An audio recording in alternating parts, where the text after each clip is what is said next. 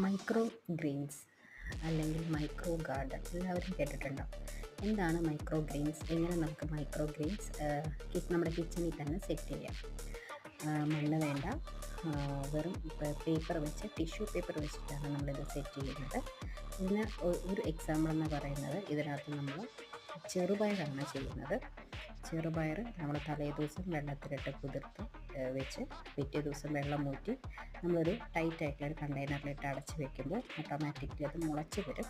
അത് നമ്മൾ ഒരു ടിഷ്യൂ പേപ്പർ എടുത്ത് ഒരു പാത്രത്തിൽ ടിഷ്യൂ പേപ്പർ വിരിച്ച് അതിനകത്തോട്ട് ഈ മുളച്ച ചെറുപയർ നമ്മൾ വിതറി കൊടുക്കണം.